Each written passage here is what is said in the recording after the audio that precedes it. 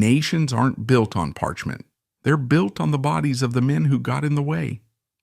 In 1804, Alexander Hamilton was just the latest corpse needed to grease the wheels of the American machine. The founding purge wasn't a clean break from Britain. It was a cannibalistic feast. The men we call icons were actually a cartel of survivors who knew that for the new world to live, the man with the loudest mouth and the most secrets had to be gutted. Hamilton was the genius they used until he became a threat. Then they didn't just exile him, they liquidated him. They took his money, they leaked his shame, and finally they stood him on a cliff and let the lead tear through his liver. Why did a man who owned the nation's debt die in the dirt with nothing but a smoking hole in his gut? Because in the founding purge there are no survivors, only those who haven't been hunted yet. The world that forged Alexander Hamilton was not the Caribbean of postcards and cruise ships. It was a crucible of heat, disease, and suffering, a beautiful prison where the only industry was the industrial scale grinding of human lives. It is difficult for us today to grasp the sheer brutality of the Caribbean in the 1750s. It was not a tropical paradise, it was a factory of death. The islands were the economic engine of the British Empire, producing the white gold, sugar, that fueled the global economy. But the cost was human misery on an industrial scale. The heat was relentless, the fevers were lethal, and the society was rigid, stratified, and unforgiving. On the tiny island of Nevis, a speck of volcanic rock in the Caribbean Sea, a woman named Rachel Fawcett was living a life that polite society considered scandalous. Rachel was not an ordinary woman. She was brilliant, impulsive, and beautiful, born into a world that had no use for independent women. As a teenager, her mother had forced her into a marriage with a much older Danish merchant named Johann Michael Lavian. It was a transaction, not a union. Lavian was cruel, abusive, and utterly unimpressed by his young wife's spirit. When Rachel dared to rebel against his control, Lavian did something monstrous. Under Danish law, a husband had total authority over his wife's body and freedom. He had Rachel arrested. He threw her into the damp, rat-infested cells of Fort Christian on St. Croix, accusing her of adultery and disobedience. He left her there for months, assuming the darkness and squalor would break her spirit. He was wrong. The darkness did not break her, it liberated her. When she was finally released, Rachel Fawcett did the unthinkable. She didn't go back to her husband, and she didn't beg for forgiveness. She ran. She fled the island of St. Croix, leaving behind her inheritance, her reputation, and her only legitimate son. She sailed to Nevis, and there she met a drifting Scottish nobleman named James Hamilton. James was the fourth son of a Scottish laird. In the aristocratic system of Europe, the fourth son inherits nothing. He was a man with a grand name but empty pockets, drifting through the colonies, trying to make a fortune in trade and failing at every turn. He was charming, indolent, and gentle, the polar opposite of the brutal Lavian.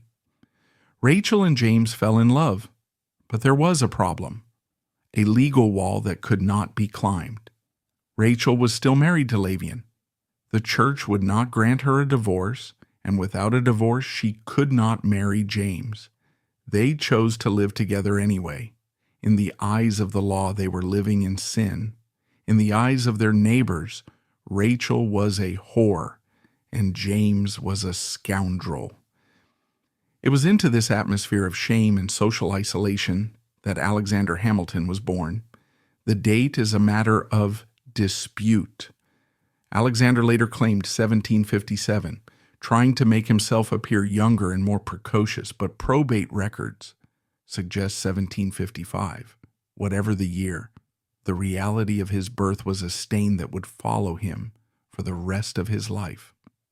In the parish records, he was not listed as a legitimate child. He was an obscene child, a bastard. From his very first breath, Alexander Hamilton was an outsider. In the West Indies, your status was everything. If you were not born into the planter class, if you were not legitimate, you were nobody. You could not inherit property. You could not attend the church schools. You were socially dead before you even learned to speak. Imagine the childhood of this boy. He was small, frail, with reddish blonde hair and eyes that burned with a violet blue intensity.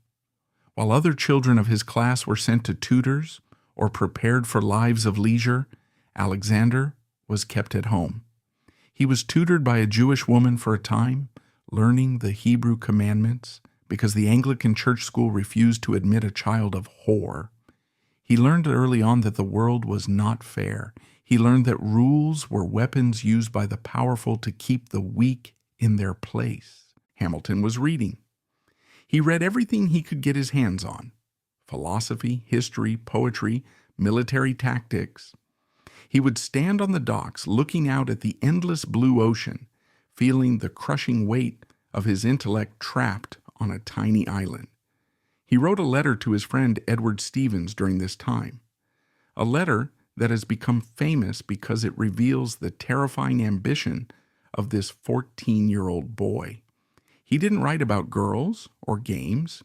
He wrote, "I contemn the groveling condition of a clerk or the like, to which my fortune, etc., condemns me, and would willingly risk my life, though not my character, to exalt my station. I wish there was a war." I wish there was a war. Think about that. A 14-year-old boy surrounded by peace and commerce, praying for bloodshed. Why? Because in the 18th century, war was the only ladder available to a bastard. War was the great equalizer. On the battlefield, nobody asked who your father was. They only asked if you could lead. He was desperate for a chance to die for glory rather than live in obscurity. But the war he wanted was thousands of miles away. For now, he was trapped in the heat of St. Croix, managing the books for Beekman and Kruger. Then, in 1772, the sky turned black. It wasn't the war Hamilton asked for. It was something far more terrifying. The wind began to howl with a demonic shriek.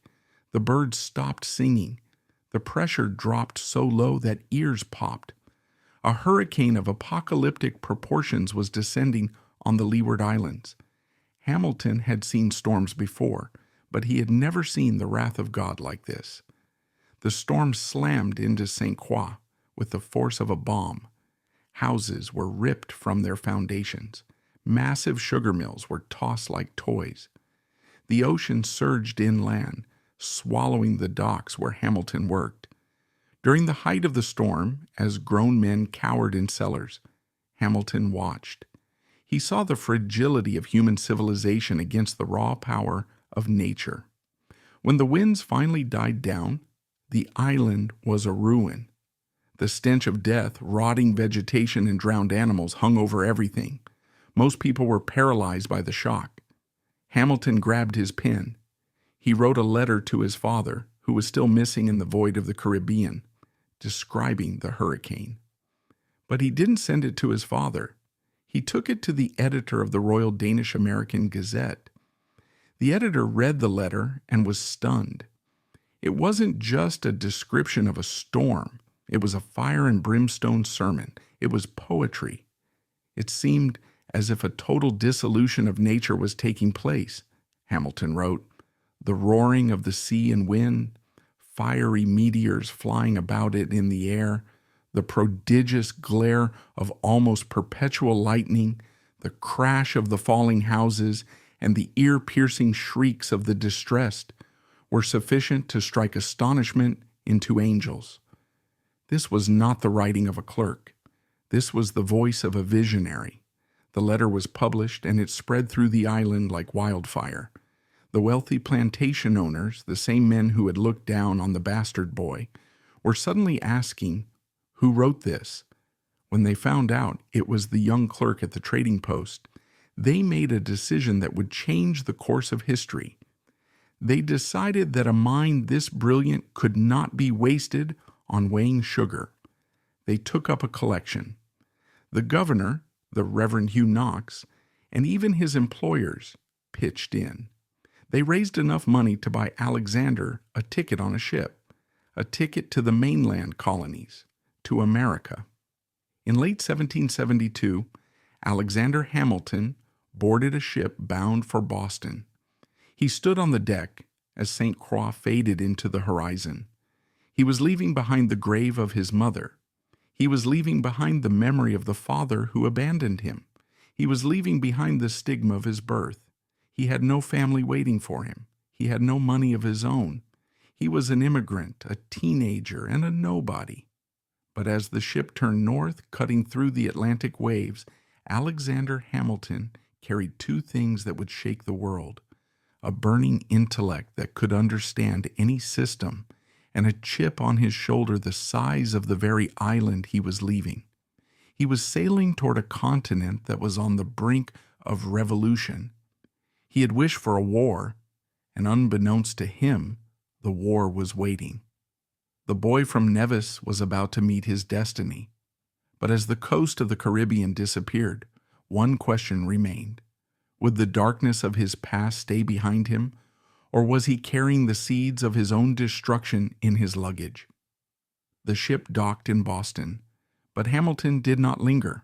He made his way south to New York City, the commercial heart of the colonies. It was 1773. The air was colder here than in the Caribbean, sharp and biting. But for the young immigrant, the most striking difference wasn't the weather. It was the energy in St. Croix. And he learned that if he wanted anything in this life, he would have to take it. The family moved constantly, chasing James Hamilton's failing business schemes. They went from Nevis to St. Eustatius and finally to St. Croix, the very island where Rachel had been imprisoned years before. It was a return to the scene of the crime. St. Croix was a rougher, richer, and more dangerous place. The port city of Christiansted was a chaotic hub of sailors, slaves, merchants, and thieves. It was here, in 1765, that the first pillar of Alexander's life collapsed. James Hamilton, the father he adored, packed his bags and left. He told them he was going to collect a debt on another island. He never came back. Historians have debated for centuries why James left. Was it cowardice? Was it shame at his inability to provide? Or was it a twisted form of mercy? By leaving, he technically freed Rachel from the charge of bigamy, perhaps hoping to make her life easier legally. But to a 10-year-old boy, the legal reasoning didn't matter. The abandonment was total. Alexander watched the horizon for a ship that never returned. The lesson was seared into his soul: depend on no one. Trust no one. Men will leave you. Safety is an illusion. Now it was just Alexander, his older brother James Jr., and Rachel. They were alone in a society that despised them. Rachel, resilient as ever, opened a small store to support her sons. She sold salted fish, flour, and provisions to the plantations. Alexander wasn't playing with toy soldiers. He was weighing flour, counting coins, and learning the brutal mathematics of survival. He saw how the plantation owners treated their slaves, the horrific violence, the dehumanization. He saw how those same owners treated his mother, with sneers and contempt. A fire began to kindle in his chest, a hatred for the idle rich who inherited their power, and a desperate, clawing ambition to prove that he was better than all of them. But fate was not done with the Hamilton family. In 1768, a pestilence swept through St. Croix. It was likely yellow fever, the scourge of the tropics. The mosquito-borne killer moved through the humid streets of Christiansted, entering the small room where Rachel and Alexander lived. Both mother and son fell ill. The fever was horrific. High temperatures, delirium, black vomit. For days they lay in the same bed, drifting in and out of consciousness, their bodies burning. Alexander, with the resilience of youth, fought the sickness. His fever broke. He was weak, skeletal, barely alive, but he was breathing. He turned to look at his mother.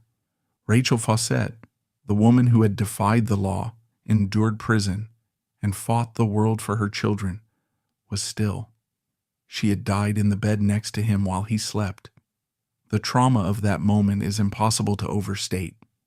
At 12 years old, Alexander Hamilton was not just an orphan. He was a survivor of a battlefield that had claimed his only protector, but the cruelty of the world did not stop with her death. On the day of her funeral, the legal system that Rachel had fought her whole life descended like a vulture. Her first husband, the hated Lavian, emerged from the shadows. He claimed her entire estate for himself and his legitimate son. He argued that under the law, Rachel's whore children, Alexander and James Jr., were entitled to nothing, and the court agreed. Alexander stood by his mother's grave watching as men took her few possessions. They took the books. They took the silver. They took the small inheritance that was meant to keep the boys from starving. He was left with nothing but the clothes on his back and roughly 34 books that a family friend bought back for him as an act of charity. At 12 years old, Alexander Hamilton was effectively homeless. His brother was apprenticed to a carpenter, and Alexander was left to fend for himself. The soft parts of his childhood were gone. The boy died with the mother. What remained was a young man forged in grief and hardened by injustice. He found work at a trading firm called Beekman and Kruger. It was a mercantile house located near the docks, a place of noise, smells, and ceaseless activity. This could have been the end of the story. Another poor orphan grinding out a living as a clerk until he died of drink or disease.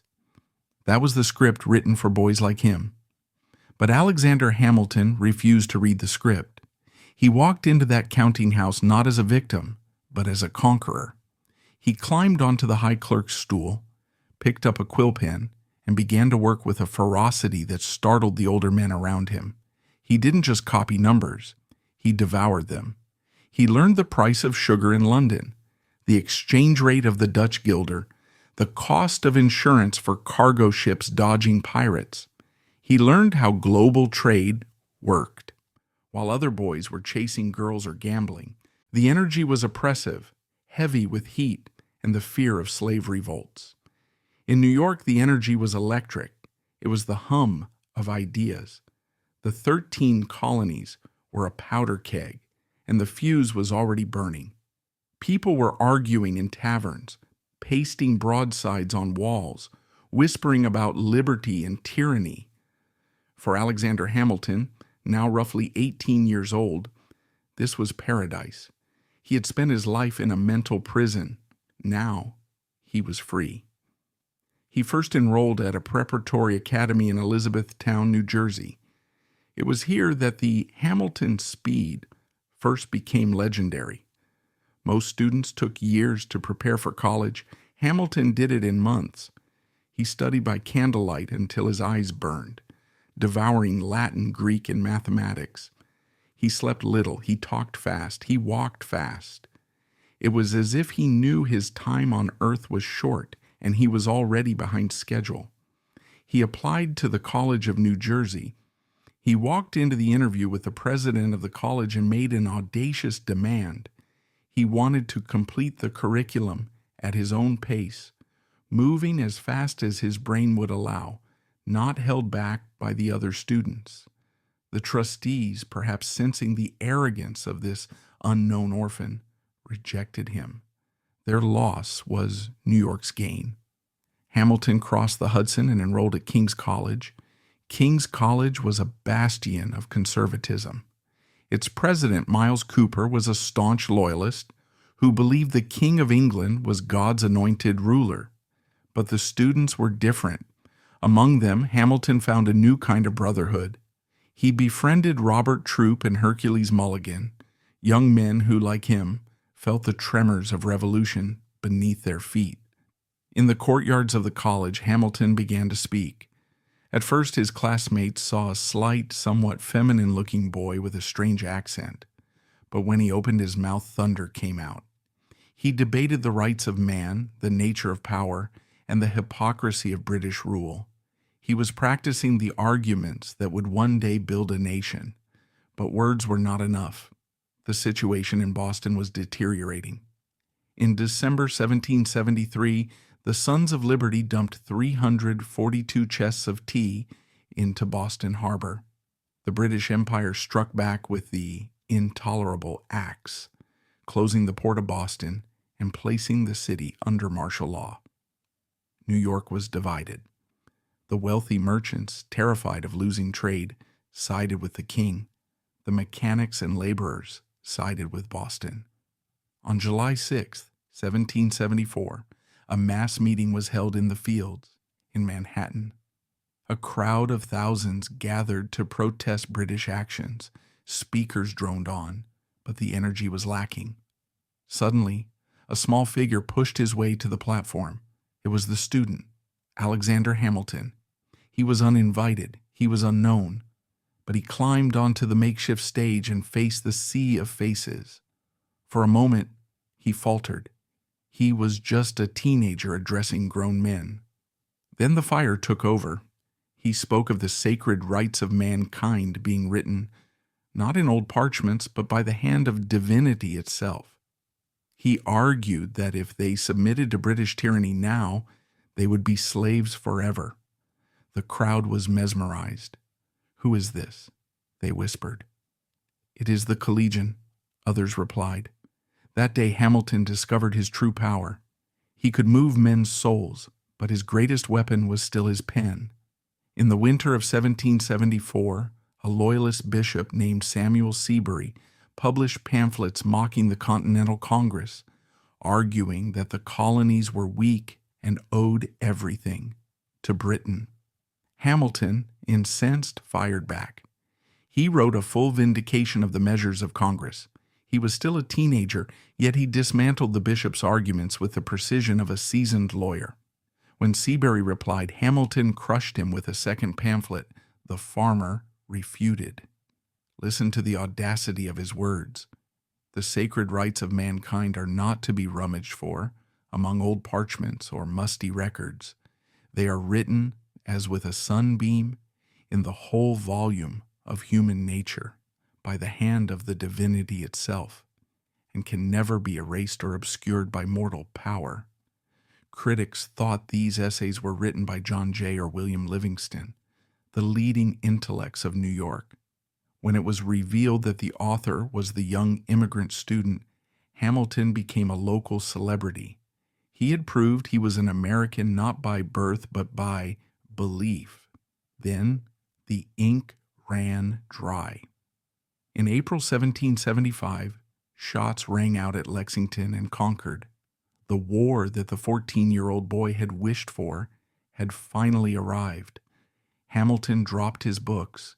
He didn't just want to write about liberty, he wanted to fight for it. But typical of Hamilton, he didn't join the army as a grunt. He wanted to lead.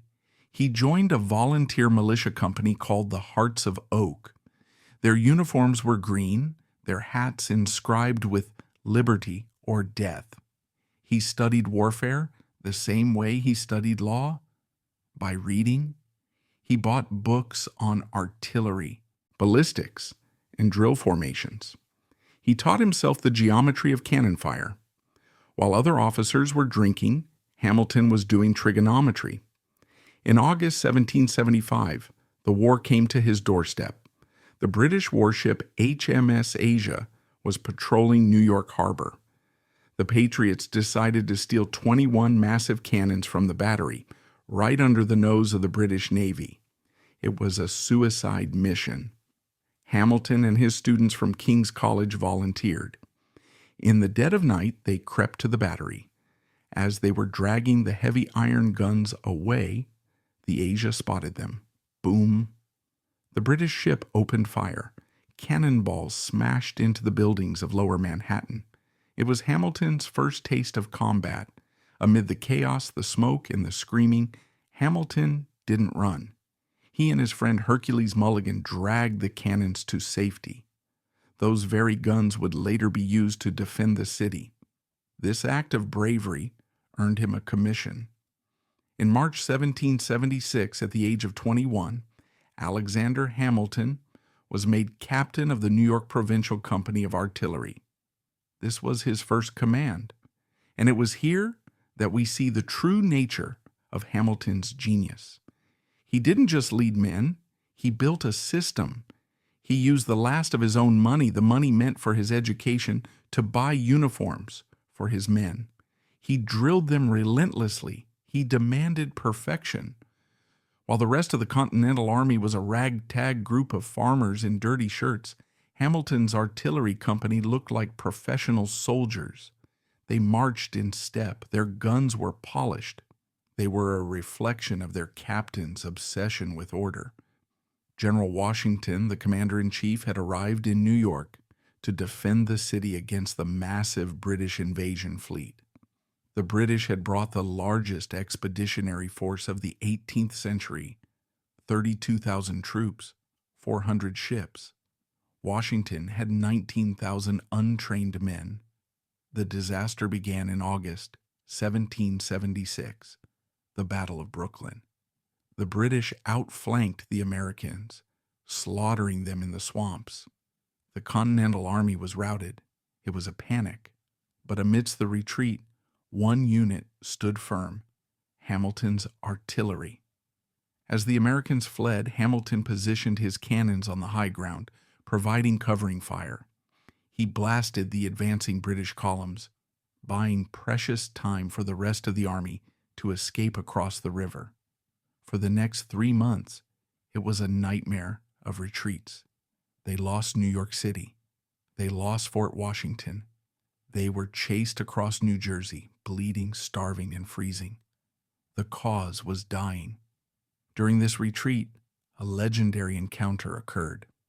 As the army was crossing the Raritan River in New Brunswick, escaping the British vanguard, Hamilton set up his cannons on a ridge to hold off the enemy. Washington, sitting on his horse, watched from across the river. He saw a small, slight officer walking calmly among the guns, directing fire while British bullets whistled around him. The officer's men were disciplined, cool, and effective. Washington turned to his aides and asked, "Whose battery's that?" "Captain Hamilton, sir." Washington nodded. He filed the name away. By December 1776, the American Revolution was on its deathbed. Washington had only a few thousand men left. Their enlistments were up on January 1st. He needed a miracle. He decided to roll the dice. Crossing the icy Delaware River on Christmas night, Washington launched a surprise attack on the Hessian mercenaries at Trenton. Hamilton was there. He marched with his men through the snow, their feet wrapped in rags. His cannons were hauled over the frozen ground. When the battle began, Hamilton's artillery was decisive. He set up his guns at the head of King Street and Queen Street, the two main arteries of Trenton. When the Hessians tried to form ranks, Hamilton's cannons unleashed grape shot, bags of metal balls that turned the cannons into giant shotguns. The carnage was instant. The Hessians broke, the Americans won. A week later, at the Battle of Princeton, Hamilton did it again. He personally directed fire at Nassau Hall, where British troops had barricaded themselves. Legend has it that one of Hamilton's cannonballs flew through a window and decapitated a portrait of King George II. Whether true or not, the symbolism was perfect. The immigrant orphan was beheading the monarchy. Hamilton was now a war hero. He had proven his courage. He had proven his leadership. And the High Command had noticed. Offers began to pour in. General Lord Stirling asked Hamilton to be his aide. General Nathaniel Greene wanted him. Being an aide was a prestigious job. You lived in the general's family. You ate at his table. But Hamilton hesitated. He didn't want to be a secretary. He wanted to be a field commander. He wanted to be a general one day.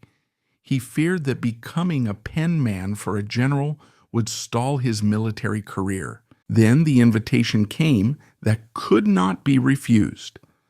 In March 1777, George Washington sent word. He didn't just want an aide.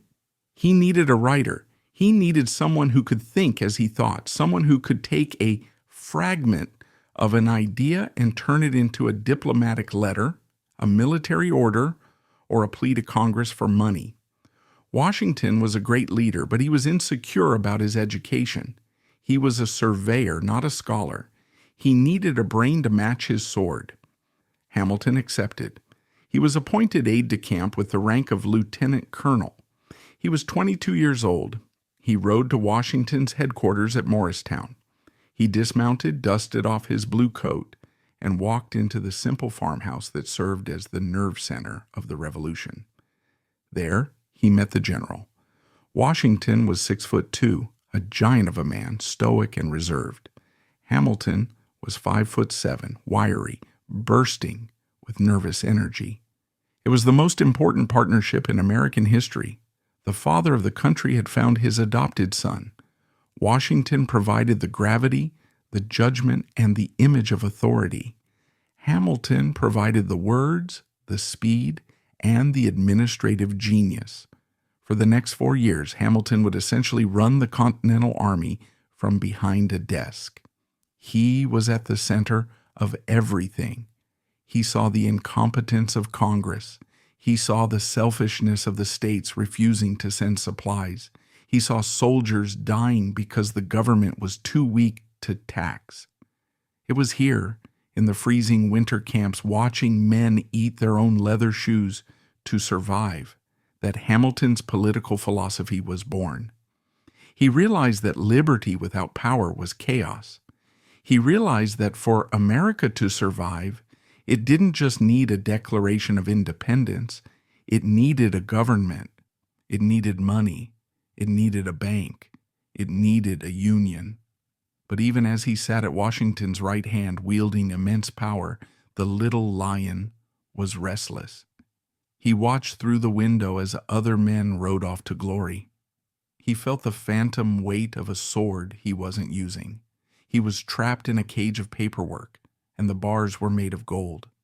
The war was far from over, and for Alexander Hamilton, the war within himself between his duty to Washington and his burning need for personal glory was just beginning. The winter of 1777 at Valley Forge was a vision of hell. The snow was stained with blood from the feet of shoeless soldiers. Dysentery and typhus stalked the camp like invisible predators, claiming more lives than British muskets ever did. Inside the small, drafty stone house that served as General Washington's headquarters, a different kind of war was being fought. It was a war of ink and paper, and the general of this war was Alexander Hamilton. He was 22 years old, and he was effectively the chief of staff of the Continental Army. While Washington bore the crushing weight of command, holding together a starving army and managing a bickering Congress, Hamilton was the engine that kept the machine running. He wrote endless letters. He wrote to the state governors begging for food. He wrote to the Continental Congress demanding money. He wrote to French diplomats negotiating the terms of the alliance. He wrote Washington's orders, translating the general's stoic, sometimes ponderous thoughts into sharp, elegant, and persuasive prose. Historians have often remarked that it is difficult to tell where Washington ended and Hamilton began. They became a single mind. Washington provided the judgment, Hamilton provided the articulation. But this period was also Hamilton's political awakening. Sitting at that desk, shivering in the cold, Hamilton saw firsthand the fatal flaw of the American experiment. He saw that liberty without a strong government was a death sentence. He watched soldiers die because the Continental Congress had no power to tax the states. He watched the 13 colonies act like 13 squabbling children, refusing to share resources while the army starved. In 1780, amidst this chaos, Hamilton wrote a private letter to a friend, James Duane. In it, he laid out a radical vision. He argued that the problem wasn't the British. The problem was democracy without discipline. He called for a strong central government, a national bank, and a professional army. He was drafting the blueprint for the United States Constitution 7 years before it existed. But while his mind was shaping the future of the nation, his soul was withering. Hamilton hated the desk. He called himself a groveling clerk. Every time he looked out the window and saw officers riding past, he felt a pang of jealousy. He was a warrior trapped in a bureaucrat's body. He pestered Washington constantly for a field command. "Give me a battalion," Hamilton would ask. "No," Washington would reply. "I cannot spare you." Washington was right. Hamilton was too valuable. He was the indispensable man. But to Hamilton, it felt like a leash. He was the little lion, and he was being kept in a cage. Then in the winter of 1780, the war paused and life intervened. The army was camped at Morristown, New Jersey. It was the coldest winter in recorded history. The harbor in New York froze solid so that heavy cannons could be pulled across the ice. But inside the officers' quarters, there was warmth. That winter, a young woman arrived in camp. She was Elizabeth Schuyler, known to everyone as Eliza. Eliza was 22, with dark, liquid eyes and a nature that was as gentle as Hamilton's was fierce. But more importantly, she was a Schuyler. Her father was General Philip Schuyler, one of the wealthiest and most powerful men in New York. The Schuylers were American royalty. They owned vast tracts of land in Albany. They had political clout. They were the establishment. For Alexander Hamilton, the bastard from the West Indies, Eliza was not just a romantic interest. She was the key to the kingdom. The courtship was lightning fast. Hamilton, the man who wrote thousands of words a day for the army, now turned his pen to love letters, and they were masterpieces. "I love you too much," he wrote to her.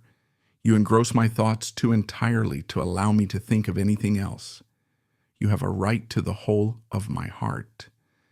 Was he sincere? Cynics might say he was marrying for money and status, and it is true. Marrying Eliza solved all his social problems instantly. He was no longer an outsider. He was a Schuyler by marriage. But the letters reveal something deeper. Hamilton, the man who trusted no one, who had been abandoned by his father and lost his mother, found in Eliza a terrifying kind of safety.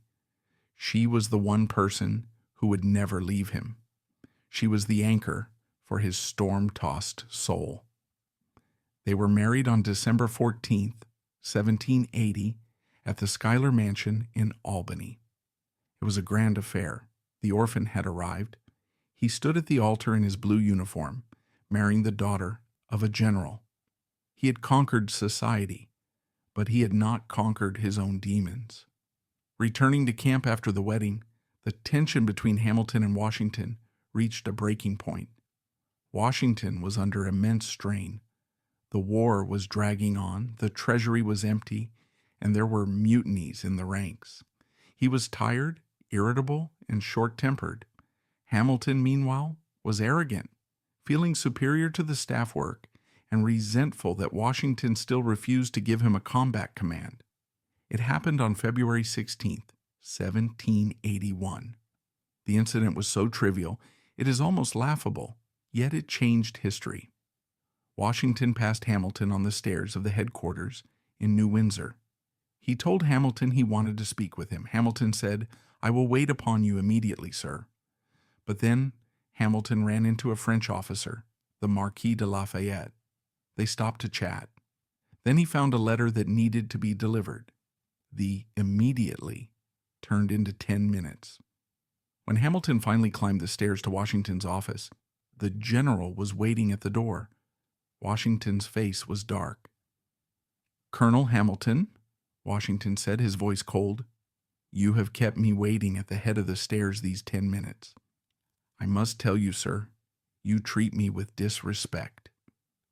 For most men, a rebuke from George Washington would be a moment of shame. They would apologize. They would bow their heads.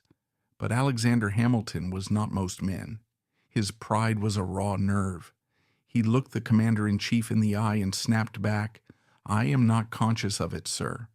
But since you have thought it necessary to tell me so, we part. We part." In less than 2 minutes, over a delay of 10 minutes, Hamilton resigned from the most powerful position in the army. Washington, realizing he had lost his temper, tried to fix it. He sent an aide to Hamilton later that day, essentially offering an apology, something Washington almost never did. He wanted Hamilton to come back. Hamilton refused. He wrote to his father-in-law, General Schuyler, bragging about the incident. "The great man and I have come to an open rupture," he wrote. He called Washington delicate, moody, and difficult. It was an act of supreme hubris. Hamilton was biting the hand that fed him. He was throwing away his career over a perceived slight. But in Hamilton's mind, it was necessary. He did not want to be a favorite or a servant. He wanted to be an equal. He believed that by walking away, he was asserting his independence. He packed his bags. He left the headquarters. He was now a lieutenant colonel with no command, no job, and a pregnant wife. For the next few months, Hamilton sat in exile. He watched from the sidelines as the war moved toward its climax. He was desperate. He wrote letter after letter to Washington demanding a field command. He didn't ask, he demanded. "I cannot check my sensations," he wrote. "I must attain my object." He threatened to resign his commission entirely if he wasn't given troops to lead. It was blackmail. "Give me glory, or I quit." Washington was in a bind. He knew Hamilton was brilliant, but he also knew Hamilton was reckless. A man who would quit over a 10-minute delay might do something rash on a battlefield. But Washington also knew that Hamilton had a point. The young man had served faithfully for 4 years. He deserved his chance. In the summer of 1781, the opportunity arose. The combined American and French armies were moving south to trap the British army under Lord Cornwallis at Yorktown, Virginia. It was going to be the decisive battle of the war. Washington looked at the roster of officers. He looked at the letters from Hamilton, and finally, he relented. He gave Hamilton command of a light infantry battalion. These were the shock troops of the army, the elite. Hamilton was ecstatic. He wrote to Eliza telling her not to worry, that he was finally where he belonged. But Eliza did worry. She knew her husband. She knew that he didn't just want to fight. He wanted to be a hero. And heroes often die. September 1781. The American army surrounded Yorktown. The French fleet blockaded the harbor. Cornwallis was trapped. The siege began. Heavy cannons pounded the British defenses day and night. But to win, the Americans needed to get closer. They needed to capture 2 British fortifications that jutted out from the main line, Redoubt Number 9 and Redoubt Number 10. These were earthen forts surrounded by ditches and rows of abatis, sharpened tree branches facing outward like spears. The plan was for a night attack. The French would take Redoubt Number 9. The Americans would take Redoubt Number 10. Washington originally assigned the command of the American assault to a French officer. Hamilton was furious. He marched to Washington's tent and argued that it would be an insult to the American army if a foreigner led the attack. He asserted his seniority. He pleaded. He argued. Washington, perhaps seeing the fire in the young man's eyes, perhaps knowing that this was Hamilton's destiny, changed his mind. "Very well, Colonel," Washington said. "You shall have the vanguard." It was the moment Alexander Hamilton had waited for since he was 14 years old. The war he had wished for was here. The stage was set. On the night of October 14th, 1781, the moon was hidden by clouds. The air was damp and cold. Hamilton stood in the trenches with 400 men. They were the light infantry, tough, hardened veterans. Hamilton gave the order, "Unload your muskets." The men looked at him. To attack a fortress with empty guns was suicide. If they were spotted, they couldn't fire back. "We will take it with the bayonet," Hamilton said. He wanted silence. He wanted speed. He didn't want the attack to bog down in a firefight.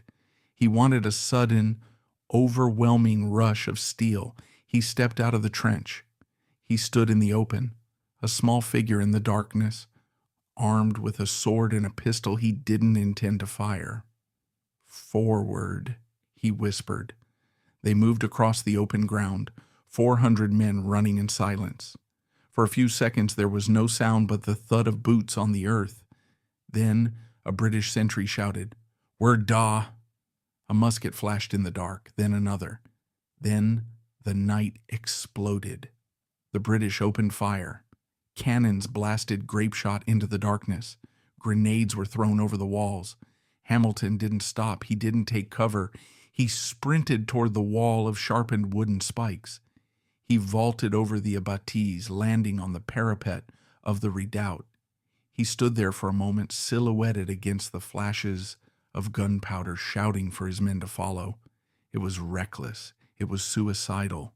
It was magnificent. His men, inspired by their leader, swarmed over the walls like ants. They stabbed with their bayonets, fighting hand to hand in the muddy interior of the fort. The battle for Redoubt Number 10 lasted less than 10 minutes. The British surrendered. Hamilton stood in the center of the fort, breathless, his sword in hand. He had done it. He had led the charge. He had risked his life, and he was alive. He looked up at the sky. The capture of the redoubts forced Cornwallis to realize the situation was hopeless. 2 days later, the British drummer boy beat the signal for a parley. The British army surrendered. The world turned upside down. Alexander Hamilton returned to his tent a hero. He had finally matched his words with deeds. He had proven to the world and to himself that the bastard brat was a man of honor. But as the cannons fell silent and the war ended, a new silence descended. The adrenaline faded. The army began to disband. Hamilton went home to Albany, to Eliza and his firstborn son, Philip. He hung up his uniform. He was 25 years old. He had won the war, but now he faced a much more difficult challenge, the peace. He looked at the new nation he had helped create. It was a mess. The government was bankrupt. The states were fighting. The United States were anything but united. Hamilton realized that the revolution was not over. The war with guns was finished, but the war of ideas was just beginning. He put down the sword and picked up the pen again. And this time, he wasn't writing for a general. He was writing for a nation. The guns of Yorktown had gone silent.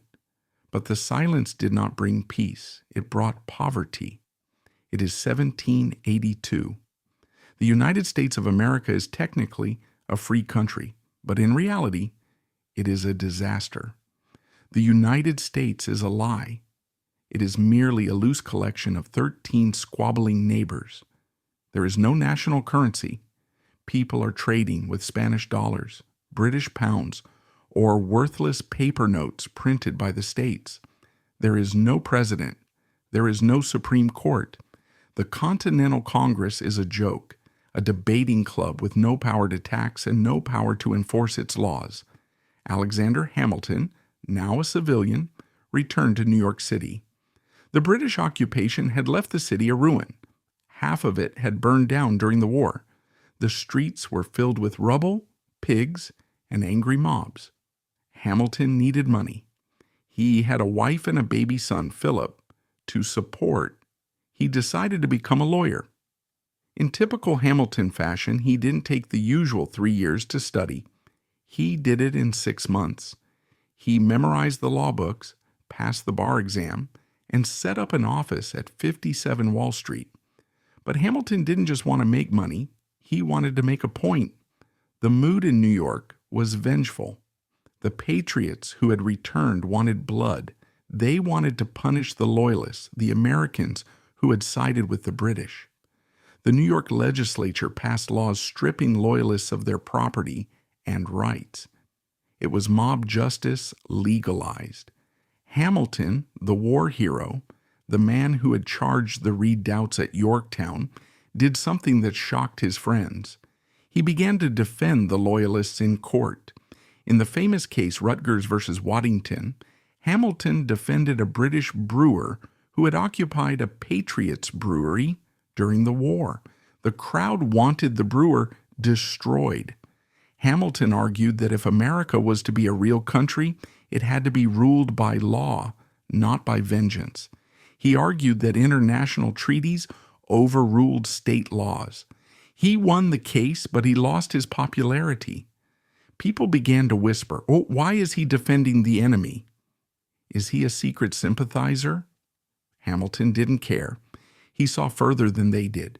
He knew that if the law could be twisted to hurt your enemies today, it could be twisted to hurt you tomorrow. He was fighting for the soul of the justice system, but the law was too small for him. He looked at the chaos of the nation, farmers revolting in Massachusetts, states taxing each other's goods, and he saw a catastrophe coming. The American experiment was about to fail. He began to write again. He called for a convention, a gathering of the best minds to scrap the broken government and build something new. May 1787, Philadelphia, the Constitutional Convention.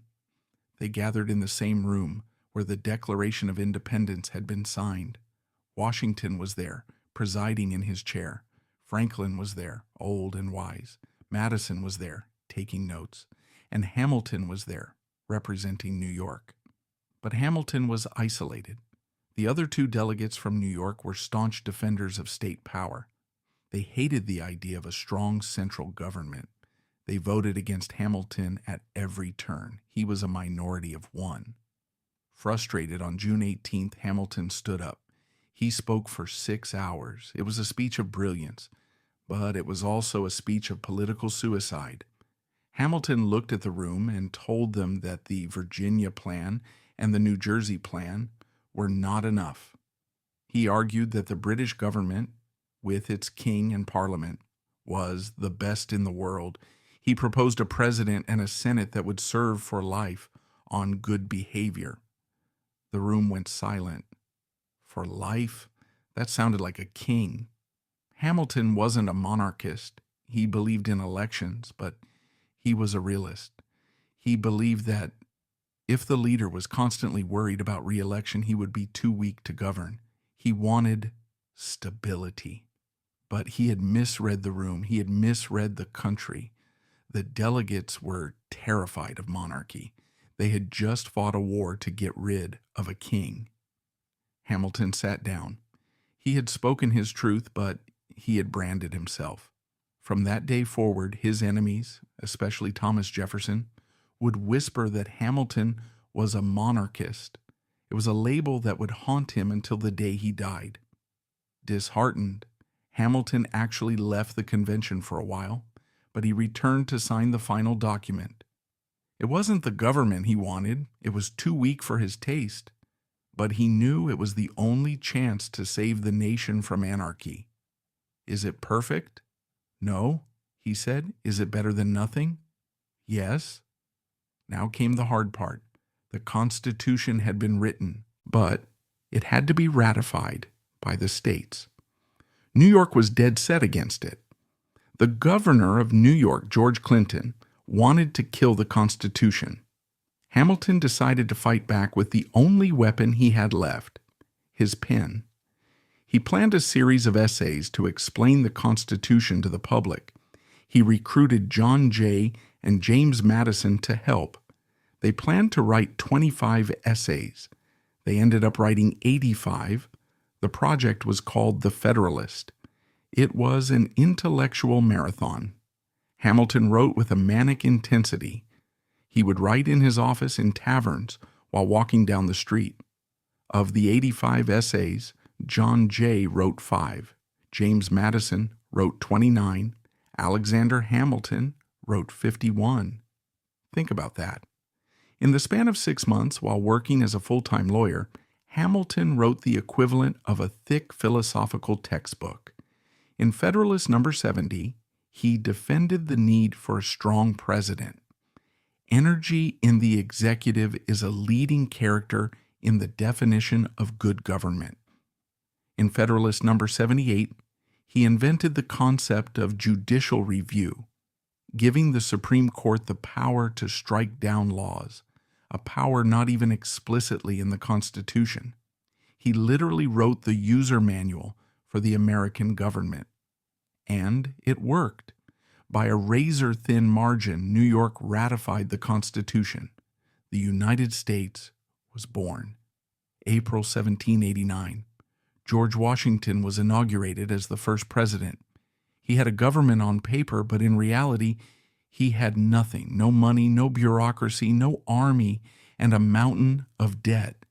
He needed a miracle worker. He sent for Hamilton. "I need you to be the Secretary of the Treasury," Washington said. Friends told Hamilton not to take the job.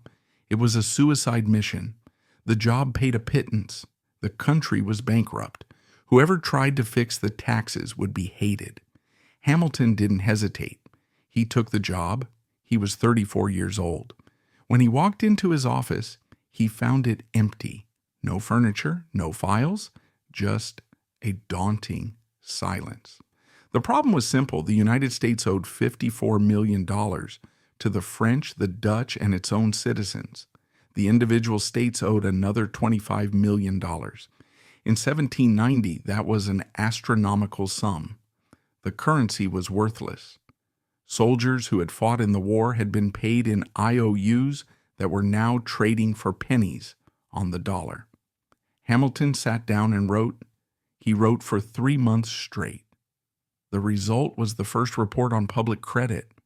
This second point caused an explosion. States like Virginia had already paid off most of their debts. They were rich and responsible. States like Massachusetts were broke.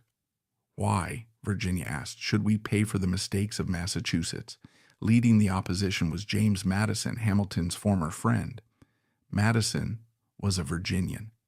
He saw Hamilton's plan as a power grab. If the federal government took the debt, it would also take the power to tax. It would become a leviathan. The House of Representatives blocked the bill. The government was gridlocked. It looked like the Union might dissolve before it even started. June 1790. The heat in New York was stifling. The political temperature was even higher. Hamilton was desperate. If his financial plan failed, the U.S. credit would collapse. The experiment would be over. One day, Thomas Jefferson, the newly arrived Secretary of State, saw Hamilton pacing outside George Washington's office. Hamilton looked haggard, worn out. He stopped Jefferson and pleaded with him. "We have to talk," Hamilton said. "The Union is in danger." Jefferson, the cool aristocrat, invited Hamilton to dinner. He also invited James Madison. It is one of the most famous dinners in history. June 20th, 1790, Jefferson's lodgings at 57 Maiden Lane, New York City. 3 men, wine, food, and the fate of a nation. We don't know exactly what was said. There were no minutes taken, but we know the result. It was a classic horse trade. Hamilton needed the votes for his financial plan. Jefferson and Madison wanted something else.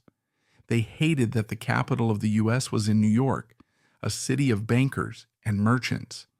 They wanted the capital in the South, closer to the agrarian heartland. The deal was struck. Madison would provide the votes to pass Hamilton's Assumption Bill. In exchange, Hamilton would agree to move the capital city from New York to Philadelphia for 10 years, and then permanently to a swampy patch of land on the Potomac River near Virginia. Hamilton traded the location of power for the substance of power. He gave them the city. He kept the bank. Jefferson later regretted this dinner. He felt he had been duped. He felt he had handed Hamilton the keys to the kingdom. He later called Hamilton's system a machine for the corruption of the legislature. But at the time, the deal saved the Union. The Assumption Bill passed. The U.S. government took ownership of the debt. Suddenly, the worthless pieces of paper became valuable bonds. Credit flowed. The economy kick-started. Hamilton had saved the patient, but the surgery had been brutal, and the scars were beginning to show. By empowering the federal government, Hamilton had terrified the South. They saw a monster rising in the North, a monster of banks, factories, and centralized power, a monster that might one day threaten their peculiar institution of slavery. The political parties were forming. On one side, the Federalists, Hamilton, the urban elite, the lovers of order. On the other side, the Republicans, Jefferson, Madison, the farmers, the lovers of liberty. The dinner, table bargain bought peace for a moment, but it was the calm before the storm. Hamilton was now the most powerful man in the government, effectively the prime minister. But his rise had painted a target on his back. And Thomas Jefferson, the man who smiled across the dinner table, was beginning to sharpen his knife. It is 1791. Alexander Hamilton is at the zenith of his power. He has assumed the state debts, he has restored public credit, and he has moved the capital. But he is not done. He sits in his office in Philadelphia, the new temporary capital, and drafts his most controversial proposal yet, the report on a national bank. He envisions a massive central bank capitalized at $10 million, modeled after the Bank of England. It would print paper money, hold government funds, and lend capital to jumpstart American industry. To Hamilton, it is the engine that will turn the United States from an agrarian backwater into a commercial empire. But to Thomas Jefferson and James Madison, it is a monster. Jefferson looks at the Constitution and says, Where does it say the government can create a bank? It's not in the text. Jefferson believes in strict construction. If the Constitution doesn't explicitly say, you can do it, you can't. Hamilton looks at the same Constitution and points to a different clause. Article 1, Section 8, the Necessary and Proper Clause. He argues that if the government has the power to collect taxes and wage war, it has the implied power to create a bank to manage those funds. This isn't just a legal argument, it is a battle for the soul of the future. Jefferson wants a nation of farmers, living simply on their own land. Hamilton wants a nation of cities, factories, and stock markets. The two men unleash their surrogates.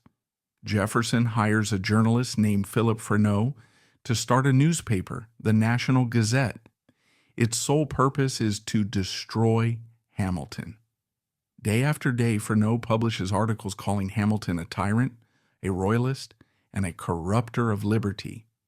Hamilton, never one to turn the other cheek, fires back under a pseudonym. The newspapers become a war zone. Washington, the father figure, watches in dismay as his two sons tear each other apart. Washington asks for written opinions on the bank.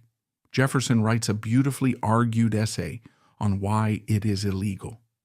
Hamilton writes a 15,000-word legal treatise in a single week. Washington reads both. He sides with Hamilton. The Bank of the United States is signed into law. Hamilton has won again. He is unstoppable. He is the prime minister in all but name. He walks the streets of Philadelphia with a swagger. He is 34, handsome, powerful, and admired, but arrogance is a blinder. And while Hamilton was watching the horizon of history, he failed to see the trap at his feet. Summer of 1791. Eliza Hamilton takes the children to Albany to visit her father, General Schuyler, for the summer. Alexander stays behind in Philadelphia. He claims he has too much work to do. He is alone, he is overworked, and he is vulnerable. One afternoon, a woman knocks on the door of his house on South 3rd Street. She is young, 23 years old. She is blonde, beautiful, and distraught. Her name is Maria Reynolds. She tells Hamilton a sob story. Her husband, James Reynolds, has abandoned her. She is destitute. She has no money to feed her child. She begs the great Secretary of the Treasury for help. She asks for money to travel back to her friends in New York. Hamilton's heart, always quick to pity, is moved, but his vanity is also stroked. Here is a damsel in distress appealing to his chivalry. He tells her he has no cash on him, but will bring some to her boarding house later that evening. He should have sent a servant. He should have sent a check, but he went himself. He arrived at her boarding house. He gave her $30. In his own words, written years later, the transaction did not end there. Some conversation ensued, from which it was quickly apparent that other than pecuniary consolation would be acceptable. It was a seduction. Maria Reynolds led him to her bedroom. Hamilton, the man of iron discipline, crumbled. The affair began. For months, Hamilton visited Maria. He entered through the back alleys cloaked in darkness. It was a sordid, reckless indulgence. Then the trap sprung. In December 1791, Hamilton received a letter. It wasn't from Maria, it was from her husband, James Reynolds. Reynolds didn't challenge Hamilton to a duel. He didn't threaten to go to the newspapers. He was a grifter, and he saw a golden goose. "I have it in my power to obtain satisfaction," Reynolds wrote, "but I am willing to compromise." He demanded $1,000. In today's money, that is roughly $25,000. It was an exorbitant sum. Hamilton faced a choice: confess to Eliza and face the shame, or pay the blackmailer. He chose the cover-up. He paid the money. But James Reynolds wasn't done. He realized he had the Secretary of the Treasury on a leash. He began to pimp his wife to Hamilton. He would write letters inviting Hamilton to come over, then ask for loans of $30 or $40. It was grotesque. Hamilton was trapped in a cycle of lust and extortion. He was managing the finances of a nation by day and paying hush money to a con artist by night. The man who was obsessed with honor was wallowing in the mud. Finally, in the summer of 1792, Hamilton cut them off. He stopped the payments. He ended the affair. He thought it was over. He thought the secret was buried. He was wrong. James Reynolds was a criminal by trade. In late 1792, he was arrested for a separate fraud scheme involving unpaid veteran wages. While sitting in jail, looking for a way out, Reynolds hinted to a fellow inmate that he had dirt on a high official. The rumor reached Congress. The Republicans, Hamilton's enemies, smelled blood. They didn't care about the sex. They thought they had caught Hamilton in financial corruption. They suspected that the money Hamilton paid Reynolds was actually government funds, used for speculation. On December 15, 1792, these three men walked into Hamilton's office at the Treasury. They laid the letters on his desk, notes Hamilton had written to Reynolds disguising the payments. They accused him of mishandling public money. Hamilton looked at the men. He realized he was cornered. If he let them believe he was corrupt, he would be impeached and ruined. To save his public reputation, he had to destroy his private one. "Gentlemen," Hamilton said, his voice steady but his face pale, "you have been deceived. The charge against me is a connection with one James Reynolds for purposes of improper pecuniary speculation. My real crime is an amorous connection with his wife." He opened his desk. He pulled out the documents. He showed them the blackmail letters. He showed them the receipts. He walked them through every sordid detail of the affair to prove that the money was his own, not the public's. The three congressmen were stunned. They had come expecting to find a thief. They found an adulterer. They were embarrassed for him. Muhlenberg and Venable were satisfied. They agreed to keep the secret. James Monroe, however, kept the copies of the letters. He sent them to Thomas Jefferson. "We will say nothing," Monroe promised Hamilton. Hamilton believed him. He thought the crisis was averted. He had confessed to 3 men, and they had sworn silence. He didn't realize that James Monroe was keeping the ammunition for a future war. While his private life was rotting, his public power was being tested by violence. Hamilton's financial plan relied on an excise tax on whiskey. For the farmers of western Pennsylvania, whiskey wasn't just a drink, it was a currency. They distilled their grain into alcohol because it was easier to transport over the mountains. They refused to pay the tax. They beat up tax collectors. They tarred and feathered federal officers. By 1794, 6,000 armed rebels were gathering near Pittsburgh. It was an insurrection. Hamilton saw this not as a protest, but as an existential threat.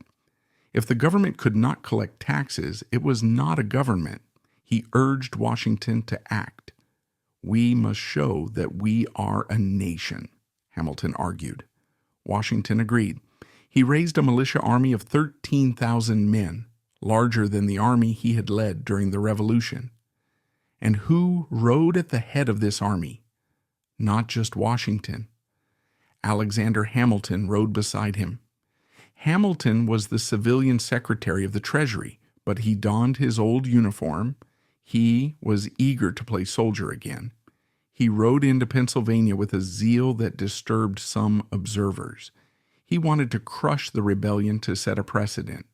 The rebels, seeing the massive force approaching, dispersed without a fight. There was no battle of whiskey rebellion, but the image was powerful. The federal government had teeth, and Hamilton was the man holding the leash. To Jefferson, this was proof of Hamilton's tyranny. "He has created a standing army to use against his own people," Jefferson wrote. The divide between the two sides was now a chasm. By 1795, Hamilton was exhausted. He had built the Treasury from scratch. He had fought off investigations, scandals, and insurrections. He had worked himself to the bone. His family was suffering. His salary of $3,500 was not enough to maintain his lifestyle in Philadelphia. He was going into debt. Eliza wanted him home. On January 31st, 1795, Alexander Hamilton resigned as Secretary of the Treasury. He was 40 years old. He returned to New York to practice law and make money. But he didn't really leave. Washington still relied on him. Even from New York, Hamilton ghostwrote Washington's letters. He advised the cabinet members who remained. He was the shadow president. In 1796, when Washington decided to retire, he asked Hamilton to draft his farewell address. It is one of the most famous documents in American history. Washington spoke the words, but the cadence, the logic, and the phrasing were pure Hamilton. They warned against foreign entanglements and the dangers of political parties. It was a final triumph of their partnership, the Father and the Son, speaking to the nation one last time. But with Washington gone, the shield was removed. John Adams became president. Adams was a Federalist, technically on Hamilton's side, but he hated Hamilton. He called him the bastard brat of a Scottish peddler. Hamilton, in turn, thought Adams was erratic and weak. He tried to manipulate Adams's cabinet from behind the scenes. The Federalist Party began to fracture, and in the shadows a journalist named James Callender was digging. He had found a stash of papers, the papers James Monroe had kept, the papers about Maria Reynolds. The time bomb that Hamilton thought he had diffused in 1792 was about to explode. By 1797, Hamilton was a private citizen working as a lawyer in New York, trying to rebuild his bank account and his relationship with his family. He was hoping for a quiet life, but the ghost of 1792 was about to walk through the door. In Philadelphia, a scandal-mongering journalist named James Callender publishes a book titled The History of the United States for the year 1796. It is a hit piece commissioned by Hamilton's enemies. But tucked inside the rambling prose is a nuclear bomb. Callender accuses Hamilton of being a thief. He claims that while Secretary of the Treasury, Hamilton engaged in illegal speculation with government funds, aided by a man named James Reynolds. To prove it, Callender prints the documents that James Monroe had kept secret 5 years earlier. The public is stunned. The colossus of the Federalists, the man of probity and honor, is being called a crook. Hamilton reads the accusations in New York. He is furious. He knows he is innocent of financial crimes. He knows the money he paid Reynolds was for sex, not speculation. But the public doesn't know that. To them, the hush money looks like a bribe. Hamilton sends a letter to James Monroe demanding an explanation. Monroe is evasive. The two men nearly come to a duel, then and there, only stopped by the intervention of Aaron Burr, an irony that history would later savor. Hamilton is now faced with the most impossible choice of his life. Option A, remain silent. Let the world believe he was a corrupt official who stole from the treasury. This saves his marriage, but destroys his professional legacy. Option B, tell the truth. Admit that he is an adulterer who cheated on his wife, but prove he never stole a dime. This saves his professional legacy, but destroys his marriage and his moral standing. For Alexander Hamilton, there was no real choice. He cared about his public honor more than anything else in the world, even more than his wife's humiliation. In August 1797, Hamilton walks into a print shop. He hands over a manuscript he has written. It is titled Observations on Certain Documents. History knows it simply as the Reynolds pamphlet. It is 95 pages of self-immolation. He didn't just admit it, he wallowed in it. He published the love letters Maria wrote to him. He detailed the meetings. He described the blackmail. He laid out the timeline of the affair with the precision of a prosecutor prosecuting himself. The reaction was shock. His friends were horrified. He has told more than was necessary, one wrote. His enemies were jubilant. They didn't need to prove he was corrupt anymore. He had just proven he was immoral. But the person who suffered most did not write a pamphlet.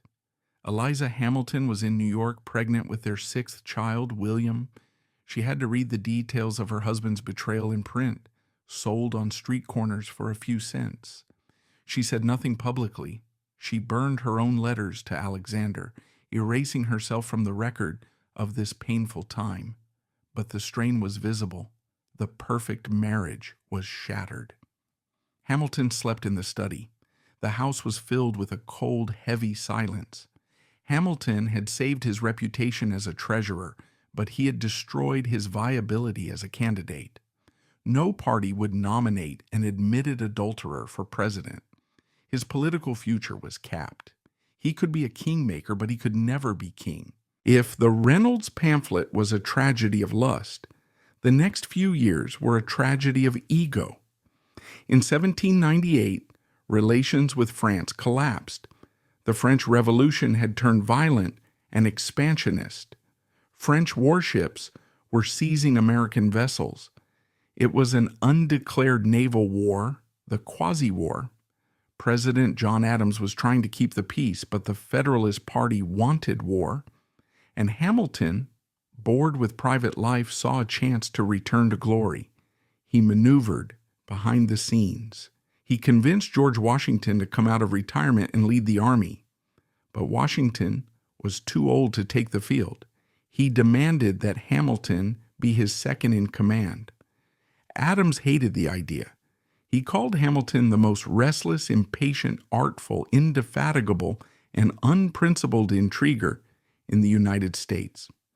But he couldn't say no to Washington. So Hamilton put on his uniform again. He was now a major general. He began planning a massive army. He dreamed of marching south to seize Florida and Louisiana from the Spanish. He dreamed of being an American Napoleon, but Adams ruined the dream. In 1799, Adams sent a peace mission to France. He chose diplomacy over war. Hamilton was apoplectic. Peace meant no army. No army meant no glory. Hamilton decided to destroy John Adams. The election of 1800 was approaching. Adams was running for re-election. Hamilton, the leader of Adams' own party, wrote a letter. It was supposed to be a private circulation to Federalist leaders, explaining why they should not support E. Adams. But Hamilton, the man who could not stop writing, made it a 54-page pamphlet letter concerning the public conduct and character of John Adams. In it, he called the sitting president unfit, vain, and jealous. He ripped the leader of his own party to shreds. Naturally, the pamphlet was leaked to the press by Aaron Burr. The Federalists were split down the middle. Hamilton had committed political fratricide. By attacking Adams, he guaranteed that the Federalists would lose the election. He handed the keys of the White House to the Republicans. The election of 1800 was a revolution. It was the first time in modern history that power passed peacefully from one political party to another, but it was messy. The Republicans won. But due to a quirk in the Electoral College system, their two candidates, Thomas Jefferson and Aaron Burr, received the exact same number of votes, 73. The Constitution didn't distinguish between president and VP votes. A tie meant the election went to the House of Representatives. The House was controlled by the Federalists, the lame duck party that had just lost. They had to choose who would be the next president. Option A, Thomas Jefferson, their ideological enemy, the man who wanted to dismantle Hamilton's bank, his army, and his system, the atheist, the Jacobin. Option B, Aaron Burr, a man with no fixed principles, but a man who was willing to deal. Many Federalists thought Burr was a safer bet. He wasn't a fanatic like Jefferson. He was a pragmatist. The Federalists began to rally around Burr. They thought they could control him. Alexander Hamilton watched this from New York with horror. He hated Jefferson. He had spent 10 years fighting him, but he looked at Aaron Burr and saw something far worse. He began a frantic letter-writing campaign to the Federalists in Washington. Mr. Jefferson, Hamilton wrote, is distinctively a man of principle. Though his principles are wrong, Mr. Burr is a man of no principle. This is the key to Hamilton's worldview. He could respect an enemy who believed in something, even if that something was dangerous. He could not respect a man who believed in nothing but his own ambition. He called Burr an embryo Caesar. He warned that Burr would sell the country to the highest bidder. For heaven's sake, he pleaded, let not the federal gun be fired for Burr. Day after day, Hamilton lobbied. He used every ounce of his remaining political capital to convince his party to vote for his mortal enemy, Thomas Jefferson. Why? Because Hamilton feared chaos more than he feared Jefferson. He believed Burr was a chaotic agent, a man who would overturn the Constitution for personal gain. It took 36 ballots in the House of Representatives. For days, the country held its breath. Governors threatened to call out militias. There was talk of civil war. Finally, on the 36th ballot, a few Federalists abstained. The tie was broken. Thomas Jefferson became the third president of the United States. Aaron Burr became the vice president. Hamilton had saved the Republic from what he saw as a catastrophe. But in doing so, he had humiliated Aaron Burr. Burr knew exactly who was responsible for his defeat. He sat in the vice president's chair staring at the Senate, nursing a cold, hard grudge. Hamilton had thwarted Burr's ambition to be a general. He had thwarted his ambition to be president. But Hamilton wasn't done. He couldn't stop.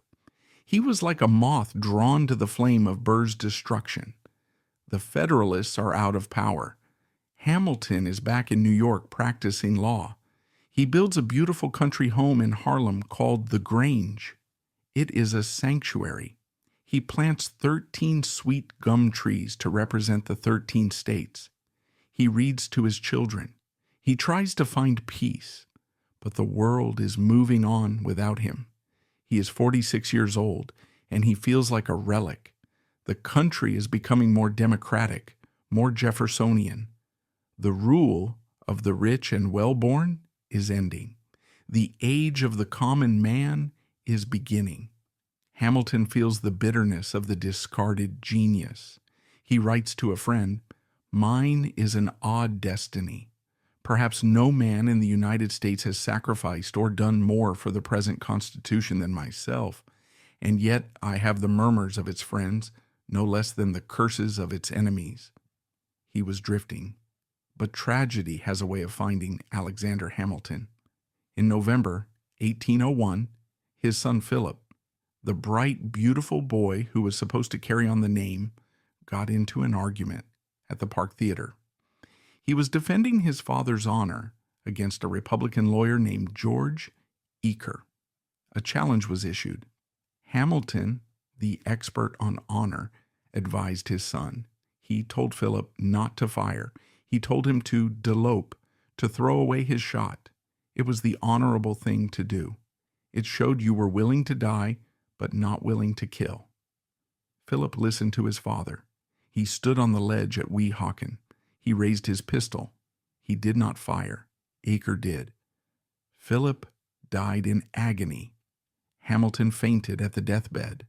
The death of Philip broke something in Alexander Hamilton. He became more religious. He walked the grounds of the Grange talking to himself. The fire in his eyes dimmed, but the fire of his hatred for Aaron Burr did not. 3 years passed. It is now 1804. Aaron Burr, dumped by Jefferson from the re-election ticket, decides to run for governor of New York. It is his last chance to salvage his political career. Hamilton, sensing danger, steps into the ring one last time. He cannot let Burr win. He views Burr as a specific threat to the Union. There are rumors Burr intends to lead a secession of the northern states. Hamilton campaigns against him. He talks at dinner parties. He talks in taverns. He calls Burr dangerous. He calls him untrustworthy. And then, at a dinner in Albany, he says something else. A letter appears in a newspaper. It is written by a Dr. Charles D. Cooper. Cooper writes, "General Hamilton and Judge Kent have declared in substance that they looked upon Mr. Burr to be a dangerous man and one who ought not to be trusted with the reins of government." And then the fatal sentence. I could detail to you a still more despicable opinion which General Hamilton has expressed of Mr. Burr. Despicable. In the 18th century, despicable was not just an insult. It was a slur. It implied a lack of manhood, a lack of honor. It was a fighting word. Aaron Burr lost the election for governor. He was now a man with nothing left to lose. He sat in his library, reading the newspaper clipping. He circled the word despicable. He picked up his pen. He wrote a letter to Alexander Hamilton. It was short, cold, and precise. "Sir, I send for your perusal a letter signed by Charles D. Cooper. You must perceive, sir, the necessity of a prompt and unqualified acknowledgement or denial of the use of any expression which would warrant the assertions of Dr. Cooper." Translation: What did you say about me? Apologize or else. The courier delivered the letter to Hamilton's office at 57 Wall Street. Hamilton read it. He looked out the window. He knew what this meant. The code duello had been invoked. The long dance was over.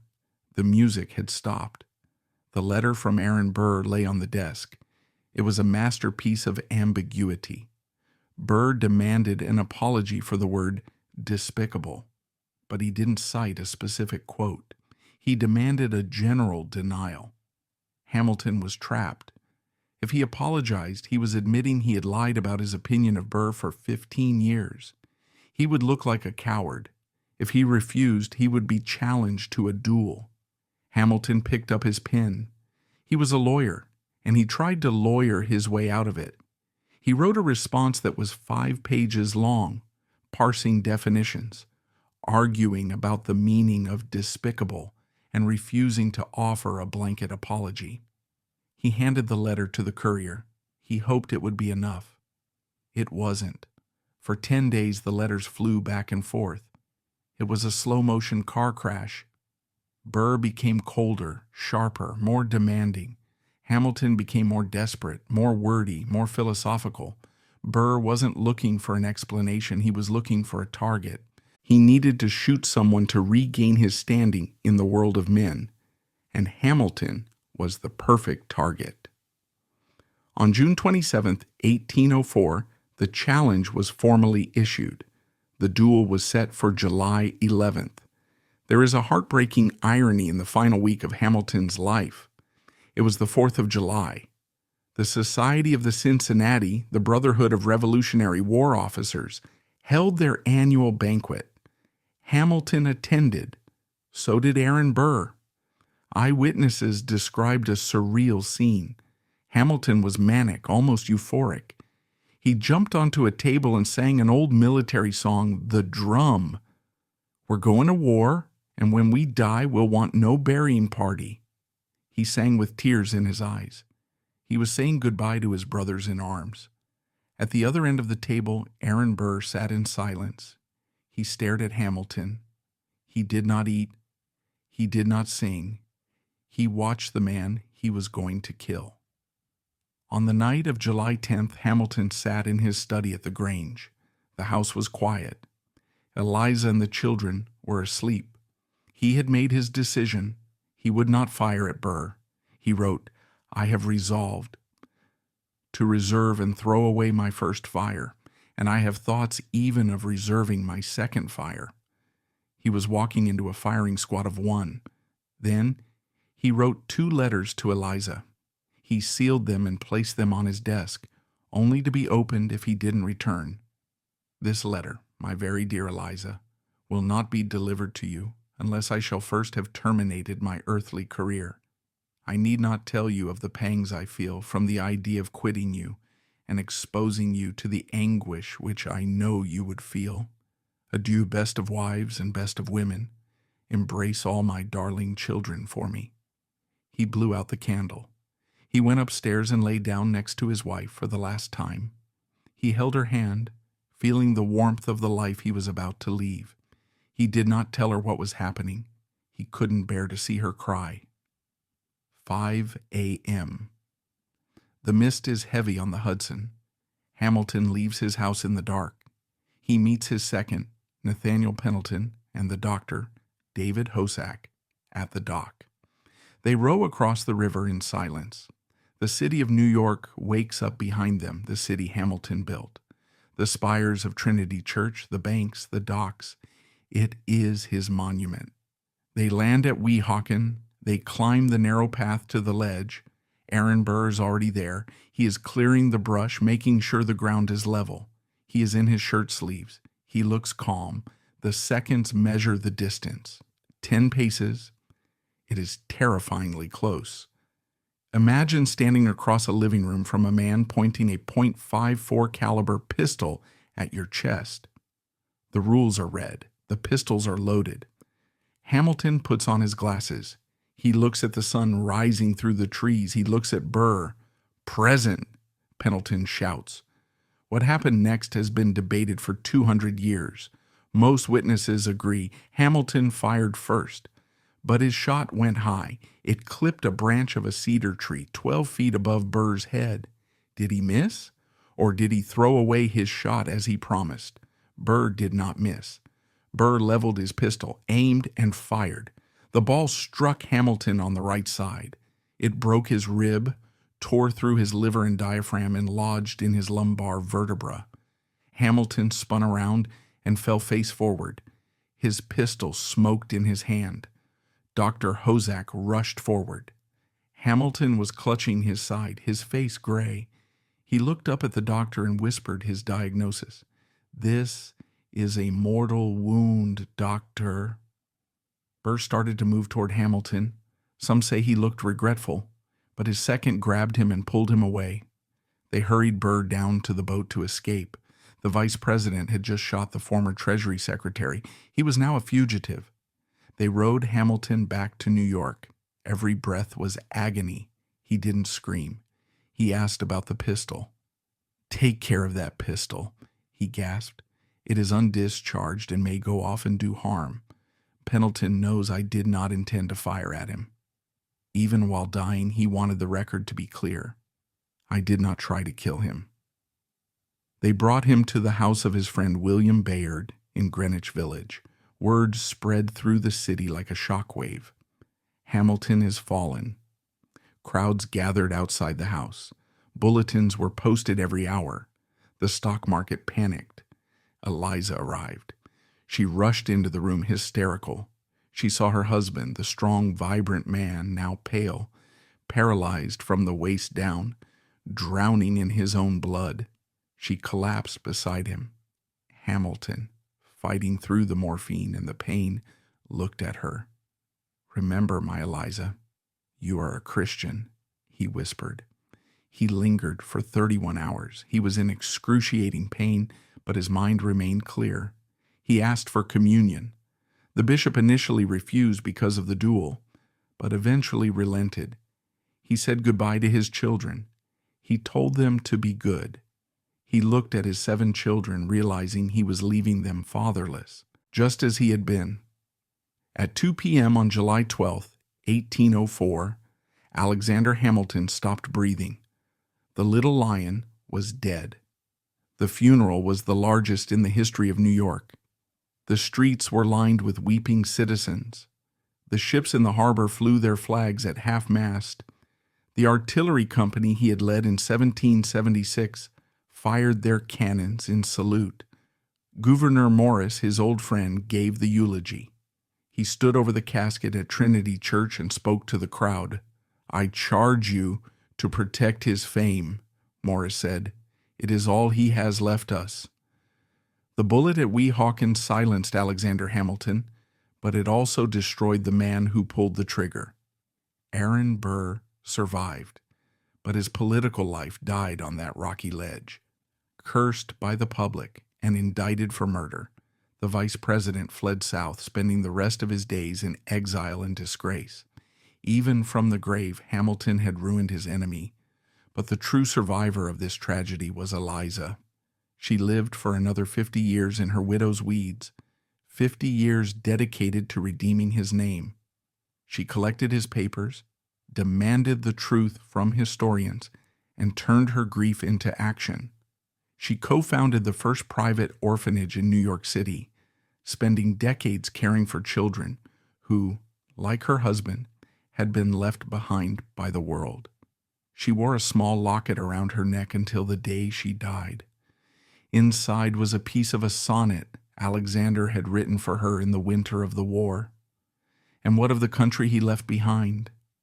Walk down Wall Street today. Look at the skyscrapers, the banks, the frenetic energy of global commerce.